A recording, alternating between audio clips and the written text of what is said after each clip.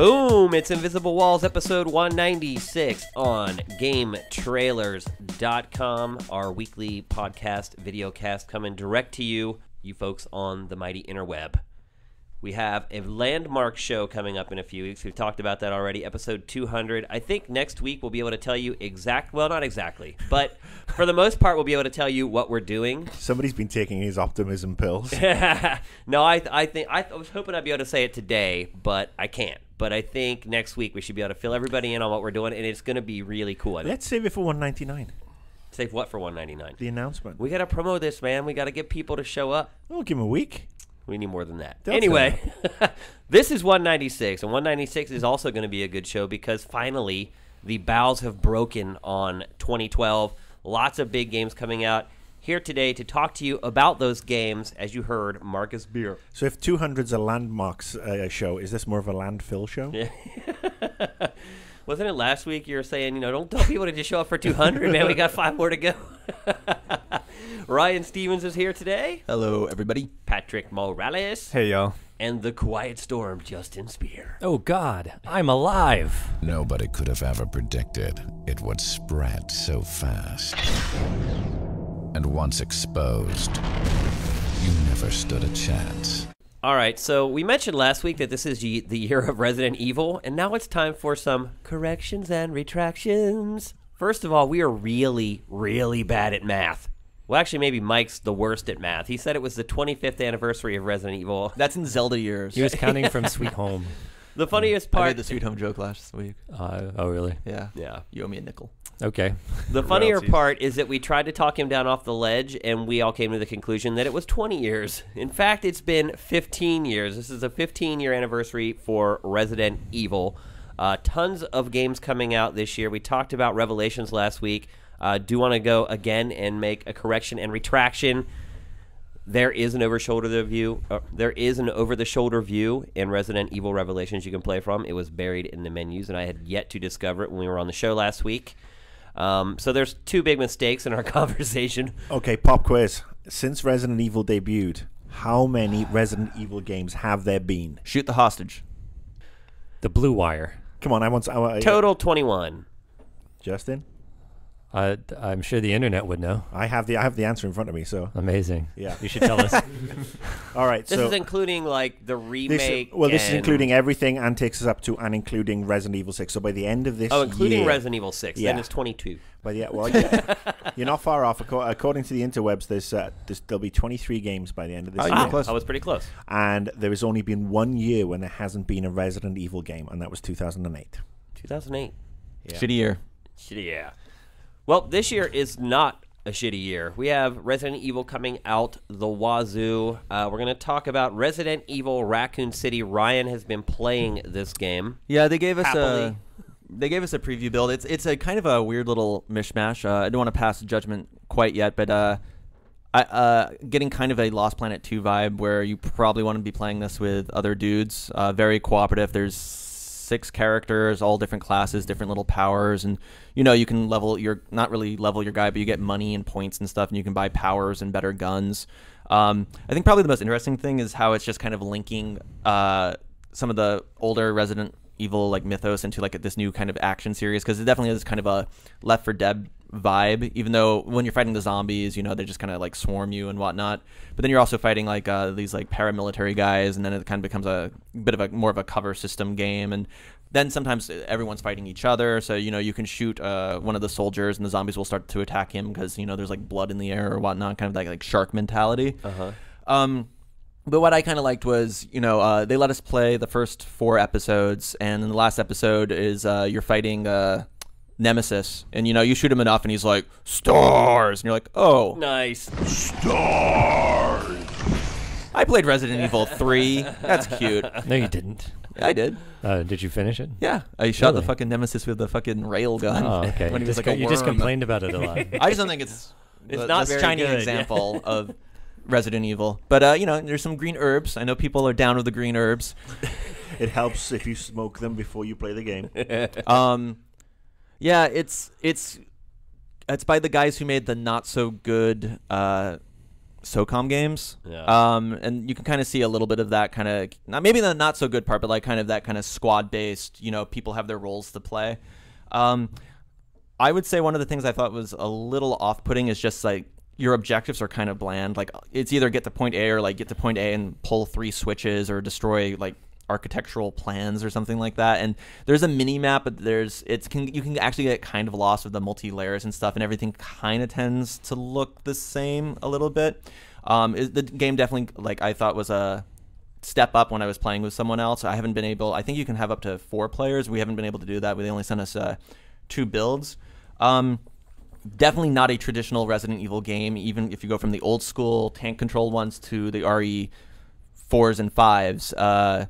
Full cover system and stuff like that, so maybe it's going to be more like RE6, but I would say this is definitely more of a complete side story. And what is the plot in the game? Is there one? You're some Umbrella mercs, and you're trying to do Umbrella's evil bidding. Like, you're the ones who put the you kill Nemesis, and then you put a parasite in him, so it makes him want to kill stars and stuff like that. And it resurrects him or something like that. You run into the mercenaries from RE3, and what's the dude's name? Birkin. He's like in the tutorial, so it's a lot of like some fan service, I think, for the older games.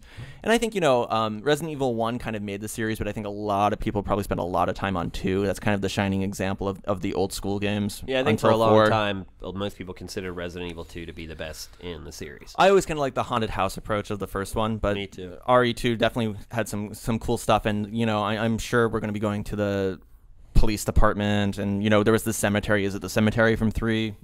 I guess. I mean, it's not like, pixel for pixel the same, but it's kind of a little bit of fan service with kind of a new gameplay mechanics. Is it a slow-moving game? It kind of depends what kind of like battle you're in. If the zombies are kind of coming and there's not too many of them, yeah, you can just pull out the shotgun and, turn them into a fine pink mist. Then it can be a little more plotting when you're trying to take out the military guys. And does it scale based upon how many people are playing? Are you going to get more zombies to kill? With 2 players, I couldn't tell, but when you play by your lonesome, the AI takes over the other 3 guys. How does that work out?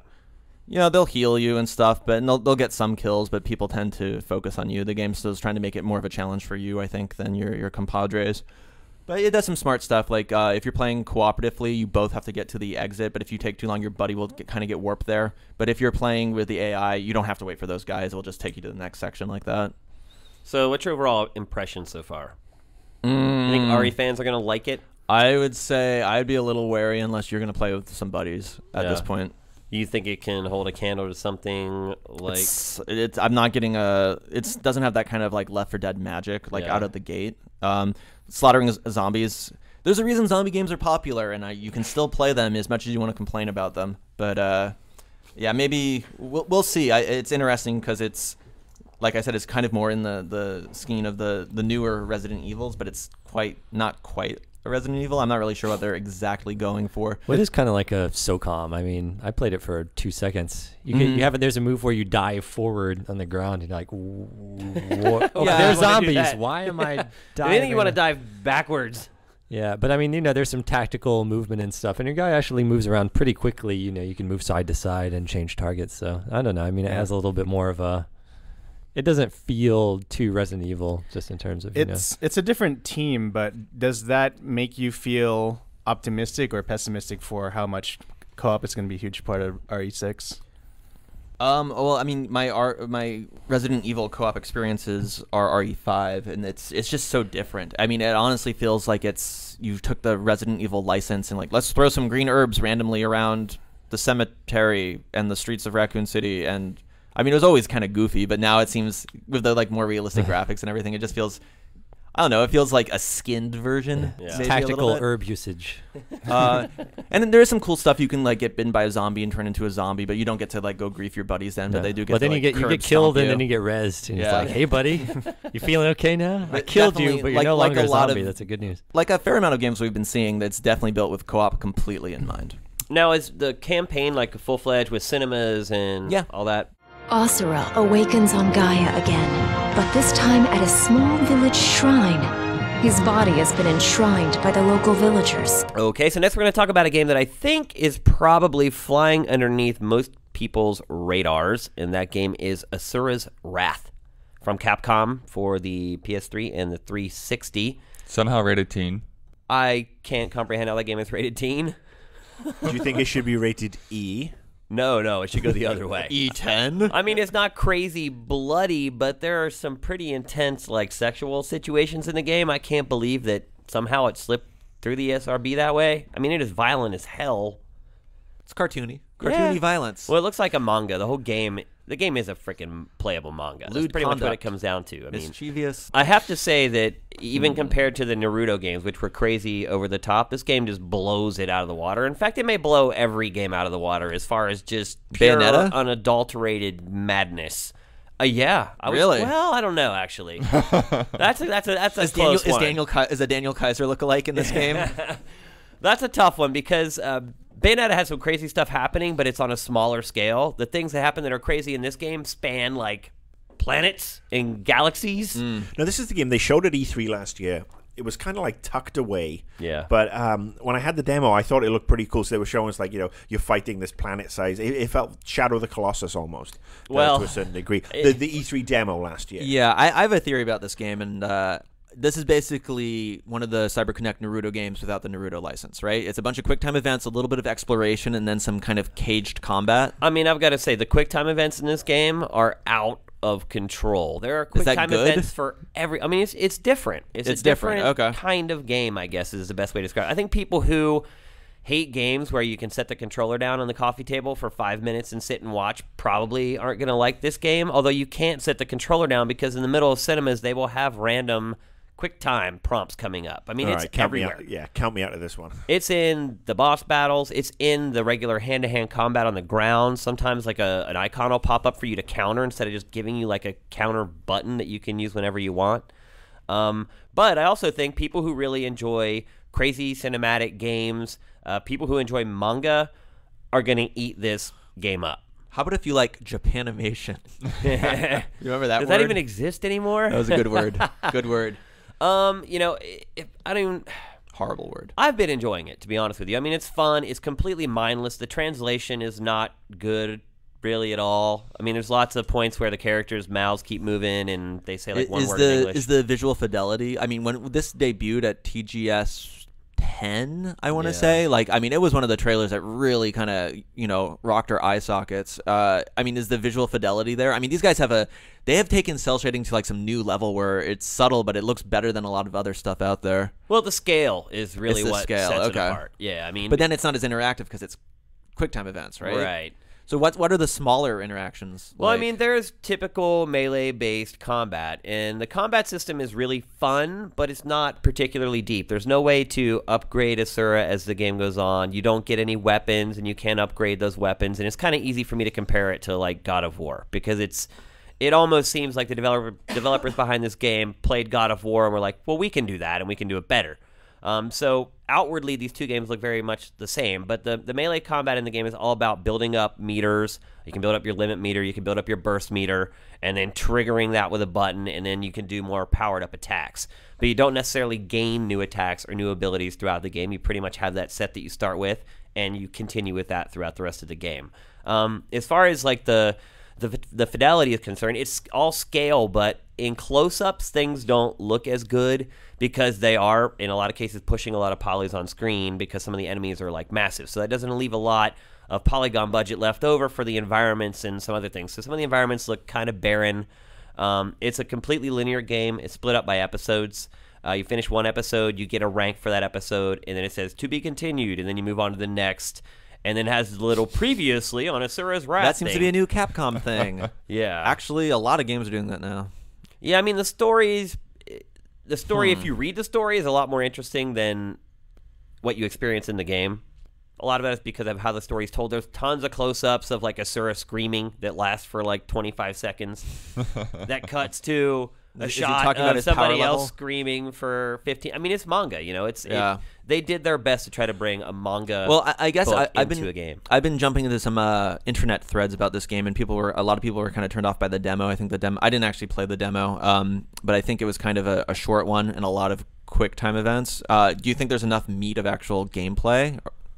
Yeah, I mean, it's borderline. It's like I said, it depends on what kind of player you are. If Okay. you're the type of person who wants to be in control and engaged at all times, I think you might be a little disappointed in it. But at the same time, there's some stuff that happens in this game that is just bonkers. Like, we've already seen the one where the huge boss has the finger that comes into the atmosphere and it starts catching on fire. Well, there's one scene in this game where one of Asura's enemies has this crazy sword, and he kind of slashes a sword at Asura, and it goes into his chest, and it starts sending Asura off the planet, and they pull way back, and you can see him going off the planet. He lands on his back on another planet, and the sword keeps going into him, into the planet, so much so that eventually the sword pops out the other side of the planet, and like lava flies out. So that's like, I know, that's how the whole game is, though. And so it's worth playing just to see, oh my gosh, what are they going to do next? They really let their imagination run wild in this game. So I think people that appreciate games like that are going to like it. And it is coming out pretty soon, so it won't be long until our review is up. So everybody should definitely check that out then. I want to see some dirty tactics out there. All right, next we're going to talk about an offshoot of one of my favorite driving games of this generation. It is called Dirt Showdown. Bloodworth, you went and checked it out. How does it differ from the traditional Dirt franchise? Where does it sort of veer off the beaten path? Yeah, so anyone that's been playing these games knows that they've been more and more, kind of sliding these little things in there that are outside of the normal rally experience that Codemasters kind of built their name on. And this time around, they just decided that, they're looking at the numbers and they're saying we're basically serving two different audiences with the same game, and let's just and I think that their older hardcore audience was kind of against the crazy fun stuff and the Gymkhana and all that, so they decided let's just go and make just a flat out action sports title that's it's not taking over as the next Dirt or anything like that. It's just going to be its own separate thing. And so this one has a lot more destruction, a lot more stunt-based things. They actually say they have more modes than they've ever had. And even the races, they don't have any of these single point-to-point races. They're all about being in like a mass full of cars and bumping guys off the road and using nitro and that kind of thing. Now, how do they guarantee that happens? Because I've heard that before. And you start playing the game, and there you are, all alone out in first, and it never seems like you're really driving in the pack. Maybe for the first like half lap, it seems to work. How are they going to guarantee that happens? I don't know that there's any guarantee if you're a really good driver, but they do have the one that I played was they call it 8 Ball. It's like on figure 8 style tracks. So if you're crossing in the middle there's a chance that the guys that are slower are going to be going, and you'll just get rammed from the side or something like that. There's also the chance a good idea. There's also the I like chance that you that. have the jackhole who just sits there at the intersection and doesn't try to win the race and just tries to ruin it for everybody else. Hey, I'm in the room. I That like you, this. Marcus. I like this game already.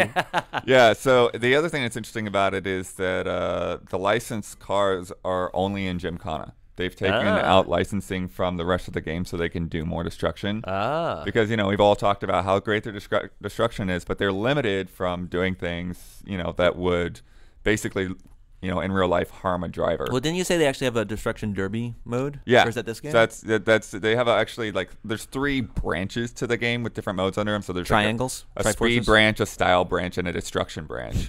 So yeah, so I played one of the destruction modes where it's you're basically points based. You're just trying to T-bone a guy as hard as you can, and then if your car gets destroyed, then you just respawn and go back into the bowl. Do you think they're going a little too far off the beaten path to go off what Shane was saying earlier?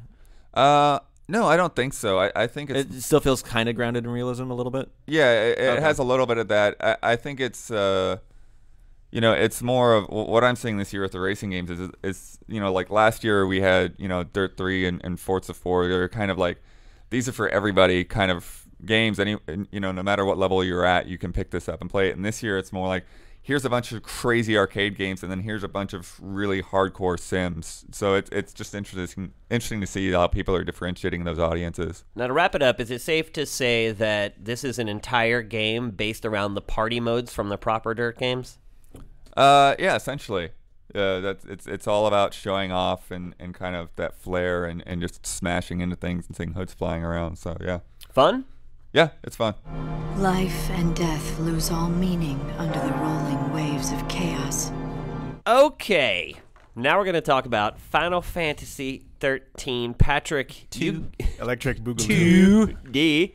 You ground through this game in what, about 5 days? About. You get a badge of honor for that one. Yeah, I try. How did you sleep at all for those 5 days? A little bit. The story is, for the people out there wondering. Other than falling asleep while you were playing it? Right.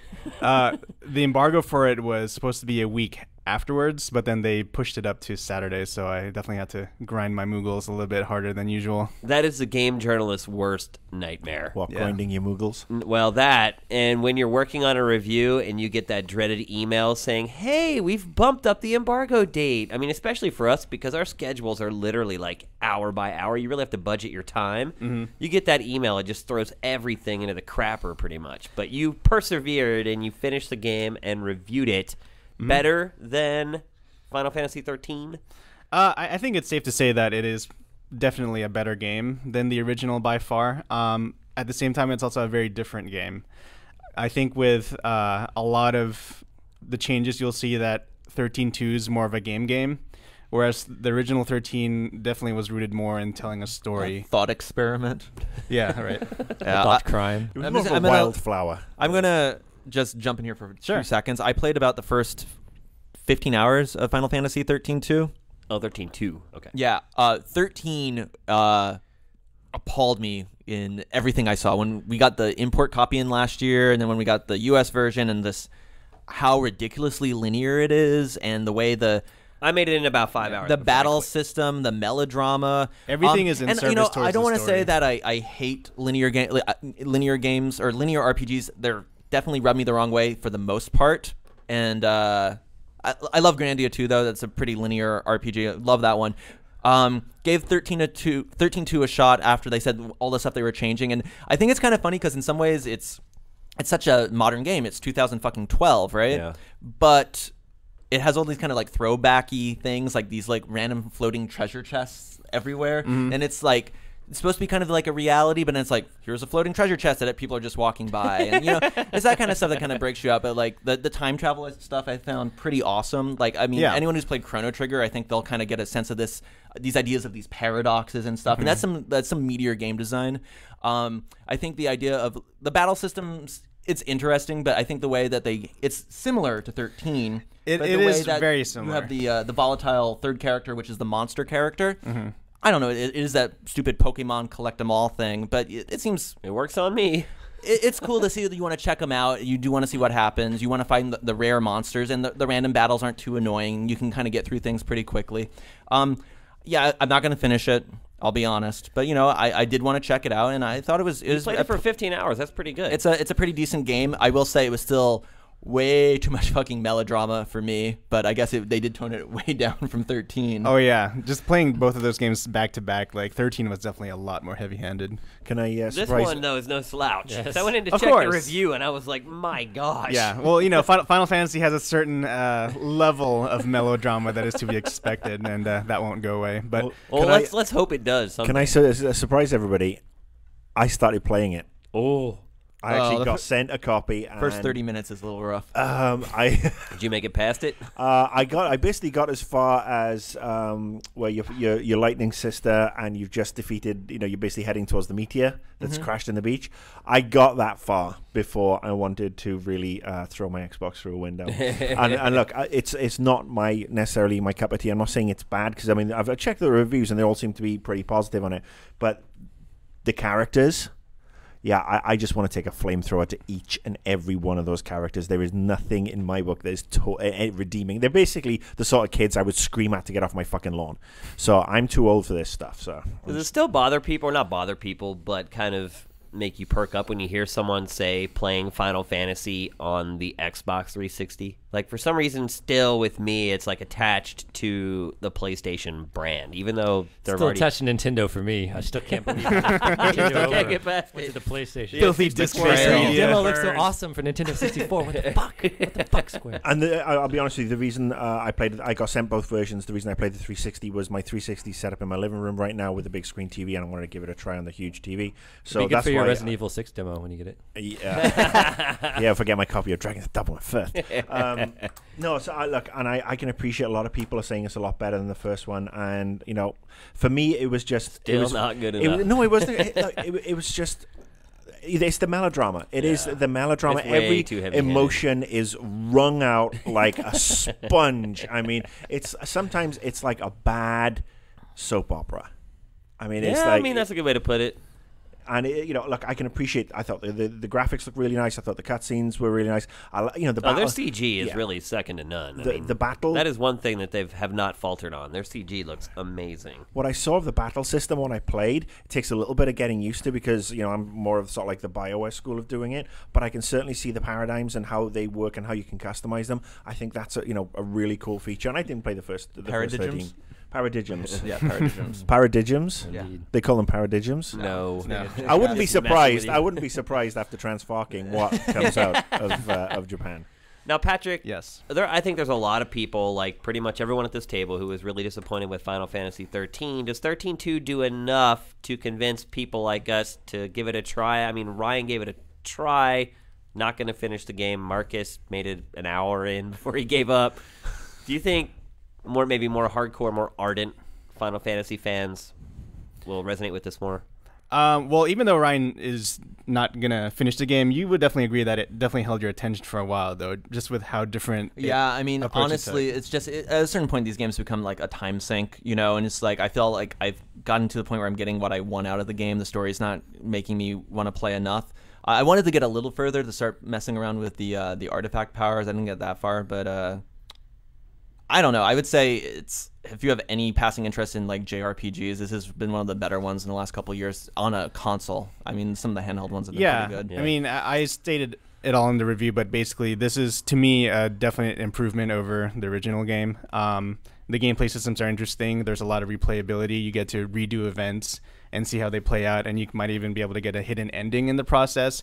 So there's definitely a lot of content there to sink into, and if you weren't that thrilled by 13's story, then sad to say you probably aren't going to be that thrilled about this one. But if you're looking for a really, fun JRPG with a solid system and lots of things to do, then yeah, you could certainly find worse. It's kind of crazy how quickly this franchise has kind of fallen from the elite.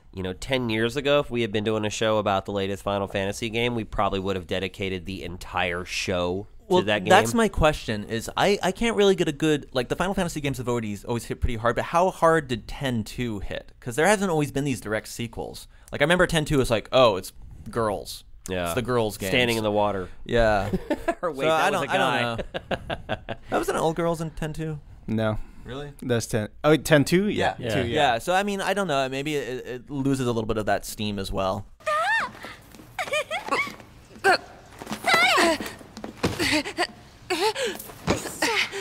All right, so one thing we reached out to you guys about, we're doing something new with Invisible Walls. We've been reaching out to you guys on our Twitter account and asking you for questions, your most burning questions about the games that we're going to talk about. And actually, let me just say, these questions came from my Twitter followers, who are a slightly different breed. I love my Twitter followers, but they are, I think, slightly a little bit outside the box compared to regular IW Twitter followers. But we're going to keep doing this, so you should definitely follow us on Twitter. We're going to start asking you guys the questions that you want answered during our discussion. So here is the first installment of that. Patrick, you want to read the email? Sure. This is from Kanji Likes Boys. Shoutouts to Persona 4. He or she asks, Chocolina versus Vanille, who is the worst character ever? Well, Chocolina next. This one's from Neo Metatron. And this was one of 4 or 5 questions he sent, and we discussed some of them earlier. And I got to say, he's got a passion for this game that's scary. Neo Metatron, you're a funny guy. Go ahead. All right. He's ascended. He asked, how much despair did Square Enix, or Square, whatever, pack into Final Fantasy 13-2? Is it like watching a bucket full of puppies drown on YouTube? It's like one of the best questions ever. How much despair did they pack into it? I don't know. If I'm gonna engage that seriously, 13-2 has a bit of levity to it because you're a magical schoolgirl searching for her long lost sister. So it's not that sad. Not a whole lot of despair. Cheer up. There's a little bit of sadness, but nothing a sweet teen girl can't handle. The abortion scene was kind of hard to watch, though. Yeah. The tools of insanity illuminate amongst the flames. All right, folks. The soul still burns with the glinting splinters of children's cries. We're here to talk about Soul Calibur 5. And I think what I just said made more sense than most of the stuff in the game. Well, the announcer has some good lines. He's, Yeah. Do you think they're setting actually the playing stage on that of at this history. point, the people, or do you think they're still seriously writing these things? I think they're still seriously writing these things. The localization is kind of, I mean, they're barely trying. So you still think it's unintentional Our comedy? characters have moves where they'll be like, destroy everything. And then they whip out their unblockable attack. Why don't you take this? I mean, it's really stilted, but that's part of the charm at this point. You just have to roll with it.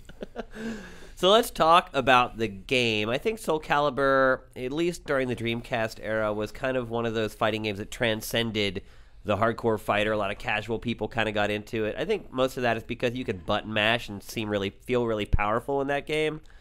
How has that changed, or has it changed at all? Is it still kind of like the afternoon delight for the casual fighting game? That's kind of a good angle. I think while I still think it's a really accessible game, pretty much anyone can play it, I can see how some casual fans might think that they've been, sold out a little bit, because they have kind of taken soul, yeah, with a U. I mean, they've kind of taken a step toward Capcom kind of complexity to have a super meter now. To do a super move down to forward twice and 3 buttons, or quarter circle forward and 3 buttons. I mean, for people who are really into fighting games, I mean, it's pretty basic stuff. But there are people who played Soul Calibur like, oh, I don't have to do freaking dragon punch motions or fireballs. Yeah. And it's like, guess what? Now you do. need to fairly complex motion. And if you don't have an arcade stick, yeah, some of the Brave Edge moves it's basically the equivalent of EX moves. Basically, the execution for some of the cooler moves is a lot more difficult now. And you can still mash or learn some key moves and do pretty well, but I mean, they've also kind of taken a step in that kind of That's a good thing, though, like don't you Capcom think? direction. Possibly. I think it's an okay thing. I think that the systems they added they work, but they're really kind of surface elements. They're not really redefining the game or doing something. They're like, hey guys, supers are cool. You like those? We'll throw those in. It doesn't really damage the way the game plays. I mean, it's a good idea, but it's not really implemented in the smoothest way possible. Like, a lot of the times you can whiff a super without no repercussion whatsoever, and it shows some clear kind of discrepancy of balance there. It's okay. It's not. Is it it's better a than neat. It's a neat extra layer. It's way better than the critical Black finish Jewel bullshit thing or that they whatever, had yeah. back in Yeah, the day. it's tons better than the critical finishers of 4. Yeah, so they kind of know what they're doing, but yeah, it's kind of taken a step in that. The Street Fighter's great success with 4 is totally influenced a lot of people. Here's what shocks me about this game is it feels like they've actually cut back on a lot of the content. A lot of my favorite fighters from the series in the past aren't in the game. It seems like the modes are pretty thin. Why would they do that? And 2, does it work out for the better? I honestly I think they didn't have enough time. I think it was a rush What job. do you mean enough time? They were trying to when I saw the game at TGS, it looked really early, and now it's a complete game now, and it's out. It's certainly a few months, but I feel like for whatever reasons, whatever constraints they were laboring under, they kind of just had to they had these new systems they wanted to make. They wanted to get into that. Is that why you think they cut so many characters? Is they couldn't get the system to work with that huge number of characters? I think it's more of just the time that they spent to do these, invest in these new systems and invest in this online play, which is actually really good. I think the online play is one of the. It's really obvious reason to also play the game. because when you unlock the hidden characters, a lot of them are just mimics. Like, remember, like, Mokujin and Tekken, how, like, you would do any moveset or Edge Master. Like, 4 of the hidden characters that you get are that. That is cheap. Yeah. And then, they chose to put new characters in the game instead of the old ones. So you figure out, okay, this is the time we have to finish this game. This is the number of characters we can get into the game. At what point along that line were they like, well, let's cut out some of our fan favorites and throw in these new people who, in all honesty, seem really generic? I think that's a bigger question for fighting games in general, though, right? It's always the question of how many new characters do you add versus how many old characters do you bring back? Yeah. I mean, something like Street Fighter 4, which was a long time coming, right? And especially after Street Fighter 3 only had Ken and Ryu? Ken, Ryu, then Chun-Li. Was Chun-Li added later, right? And then Street Fighter, it's like, let's kind of do, how many did they add? 3 new characters, was it? 4? Sea Viper, Rufus, a couple. El Fuerte? Yeah.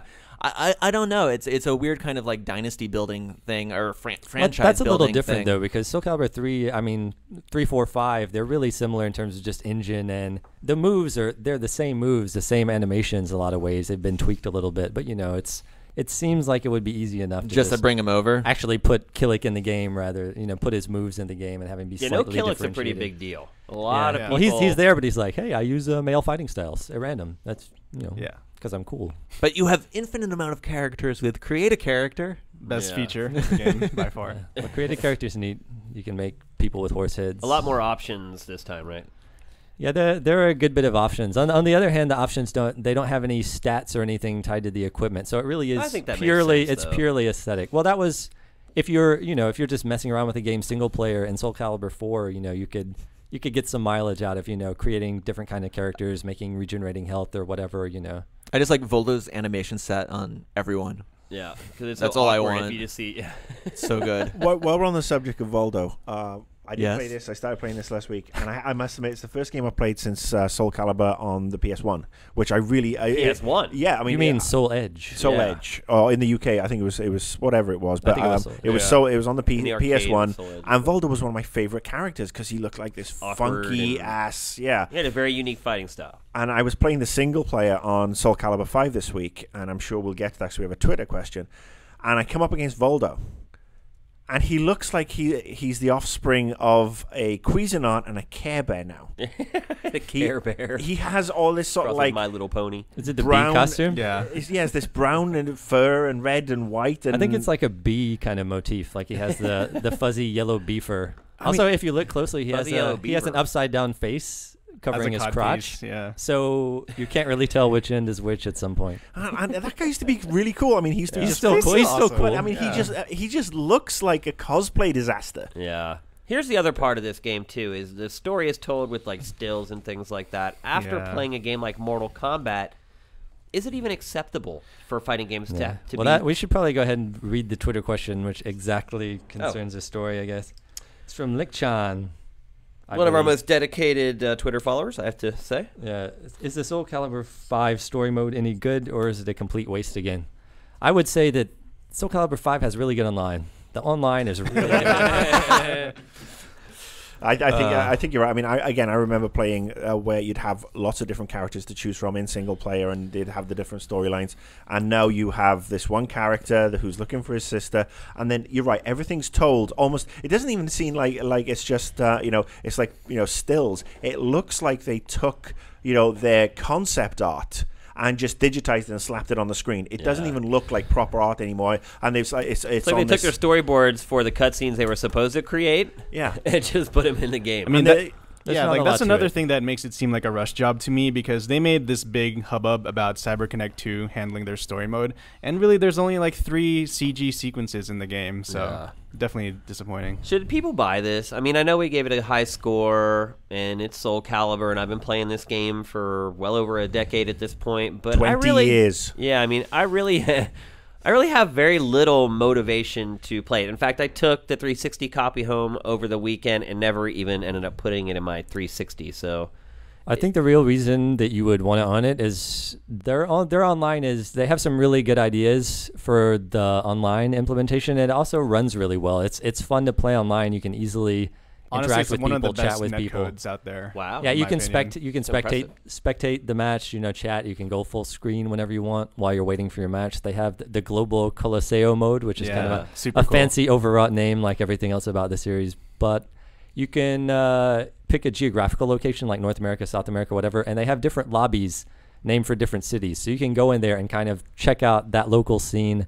Also People helps will be with your chatting. lag and your latency. Yeah, you can pick up random games. Yeah, you can play with people in your area. Maybe you get to know people. It's a really cool idea. It's a good interface, and it's just easy to pick up matches, and it's fun to hang out when you're not doing anything. It's pretty good. I would love to see that pop up in more games. I think it's a really neat concept because you get to check out the competition spatially, which is not really something you usually see in matchmaking. Are there boobs? Ryan mentioned There are boobs, but they're downgraded. They made them smaller? Yeah. So Ivy isn't like a quadruple D anymore? That's why they No, keep just saying- triple. that's why the they costumes are keep just a killing little it. more tasteful this time. Tasteful. Yeah. I That think- actually could be a deterrent to people buying the game. So, Ryan, I'm glad you No, scribbled the word boobs on a piece of paper. Ivy, I did my Ivy's part. still sexy. She still looks good. Yeah. I think I'm 17 years later, she still looks pretty good. Gravity has not taken effect. I think for someone like me who isn't the sort of like the fighting guru that, you know, Justin and Patrick are in particular, because I sit and watch these guys and they're friggin' awesome when they're beating the shit out of each other and go online. I won't go online with a fighting game. I'm definitely more of a fan of how Mortal Kombat does the single player, and that's still, for me, my favorite fighting game. I think if you're looking for a good single player experience, and you know, I'd probably say, yeah, I'd say go and get a Mortal Kombat game. I don't think for single player it's worth buying at all. You can probably get MK for a discount at this point too. So if you haven't jumped on, maybe that's your right move. Yeah, they definitely looked at Street Fighter 4 and not Mortal Kombat. Oh, and should we talk about the Day One DLC? I mean, they announced that there is Day One DLC, and you get to shell out right away for. That's a whole, pretty normal these days, isn't it? But again, I mean, this is a standard thing. Is it when you look at when we've gone through everything about not having a fully fleshed single player and not they didn't having finish the game, and not really. having a bunch of a bunch of the characters in that you were expecting. Well, what and is then the they have DLC? The DLC is really minor though. It's basically music tracks. Oh. So you have to pay for that? I mean, they're music tracks from Soul Calibur 4 and 3, so maybe there's some. You have to pay for that. Yeah. Well, I think this goes back to what we were saying last week about testing the waters of what people will or will not pay for. Mr. Hughes, the two of them. Hey everyone, Ryan here. We're adding this in a little bit after the fact, but just wanted to let everyone know Game Trailers is going live. Yes, we are doing a live playthrough, let's play, whatever you want to call it, of Reckoning Kingdoms of Amalur on Monday at 6 p.m. Pacific, 9 p.m. Eastern. So tune on in and you can watch us make bad jokes with webcams and beautiful direct feed and wonderful HD. There's going to be a blog post on Side Mission where you guys can watch it, and it will also be on, I think, Ustream, where we'll have some chat and we'll be taking Twitter questions and all of that fun stuff. So it will be an interactive sort of thing. Enjoy. All right, that's it, folks. Episode 196 is signed, sealed, and almost delivered. Before we go, we definitely want to mention to make sure you get on our Twitter feed and pay attention, because we'll be sort of throwing out the games we're going to talk about on Invisible Walls, and we want you guys to get involved and interact with us and ask us questions like we did this week. Also, we want to throw this out there. If you guys have any suggestions for what we should do with episode 200, we are definitely willing to look at them, and we have enough time to implement them if we like the idea enough. And, I think Invisible Walls going forward is definitely going to be a lot more about you, the viewer and the user. We're going to incorporate you guys a lot more into the show going forward. I can't say how we're going to do that yet, but I think you guys are going to be excited about it. So let's prime the pump. Get that process started now. Get your questions in for the games we'll be talking about in next week's episode. Keep them feasible. And keep them. Yeah, I mean, seriously, to have it's like, we want 15 naked women on screen every time. Let's have some solid suggestions. 15 women? Barely.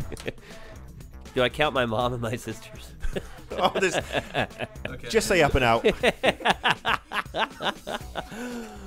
Anyway, that's it for the episode. I have an issue with saying I'm up at this point, so Invisible Walls curving slightly to the left. Invisible Walls episode 196 is out.